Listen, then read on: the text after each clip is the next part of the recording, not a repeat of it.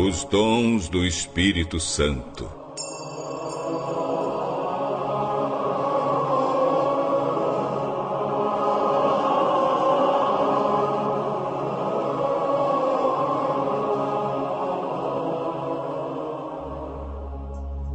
Meus queridos irmãos, eu, Paulo, quero que saibam a verdade sobre os dons do Espírito Santo. Vocês sabem que, quando ainda eram pagãos, eram controlados por ídolos mudos. Por isso precisam compreender que ninguém que diz, maldito seja Jesus, pode estar falando pelo poder do Espírito de Deus.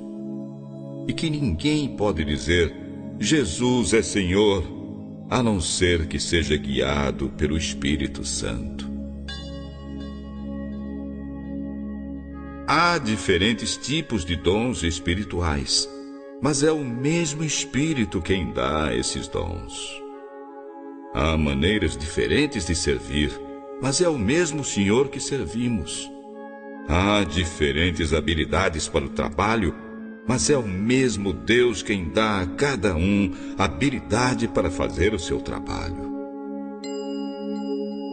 Para o bem de todos, Deus dá a cada um alguma prova da presença do Espírito Santo. A um, o Espírito Santo dá a mensagem de sabedoria. E a outro, o mesmo Espírito dá a mensagem de conhecimento. A um, o mesmo Espírito dá fé, e a outro dá poder para curar. Um recebe do Espírito Santo poder para fazer milagres, e outro, o dom de anunciar a mensagem de Deus. Outro recebe a capacidade para saber a diferença entre os dons que vêm do Espírito e os que não vêm. A um, ele dá capacidade para falar em línguas estranhas, e a outro, para explicar o que essas línguas querem dizer.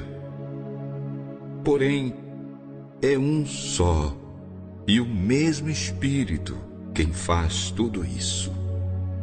Ele dá diferentes dons a cada um. Cristo é como um corpo que tem muitas partes. E essas partes, ainda que sejam muitas, formam um só corpo.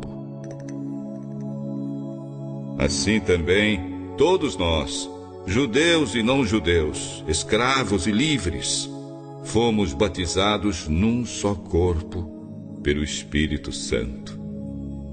E a todos nós foi dado de beber do mesmo Espírito. Porque o corpo não é feito de uma parte só, mas de muitas. Se o pé disser, porque não sou mão, não sou do corpo, nem por isso deixa de ser do corpo. Se o ouvido disser, porque não sou olho, não sou do corpo, nem por isso deixa de ser do corpo. Se o corpo todo fosse olho, como poderíamos ouvir? E se o corpo todo fosse ouvido, como poderíamos sentir cheiro? Assim, Deus colocou cada parte diferente do corpo como Ele quis. Se o corpo todo fosse uma parte só, não existiria corpo. Assim, há muitas partes, mas um só corpo. Portanto, o olho não pode dizer à mão, eu não preciso de você. Nem a cabeça pode dizer aos pés, não preciso de vocês. Ao contrário, não podemos ficar sem as partes do corpo que parecem mais fracas. E aquelas que achamos menos dignas são justamente as que tratamos com mais cuidado. Enquanto as partes que não são tão bonitas recebem cuidado especial, as outras mais bonitas não precisam desse cuidado. Assim, Deus fez o corpo de tal maneira que as partes menos consideradas recebam mais consideração. Desse modo, não há divisão no corpo, mas todas as partes têm o mesmo interesse umas pelas outras. Se uma parte do corpo sofre, todas as outras sofrem com ela. Se uma é elogiada, todas as outras participam da sua alegria. Portanto, vocês são o corpo de Cristo, e cada um é uma parte desse corpo. Por isso, na igreja, Deus colocou tudo no lugar certo. Em primeiro lugar, os apóstolos. Em segundo, os profetas. E em terceiro, os mestres da igreja.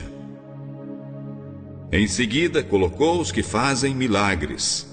Depois, os que têm o dom de curar, ou de ajudar, ou de administrar, ou de falar em línguas estranhas. Nem todos são apóstolos, nem profetas, nem mestres da igreja. Nem todos têm o dom de fazer milagres, nem de curar doenças, nem de falar línguas estranhas, nem de explicar o que essas línguas querem dizer.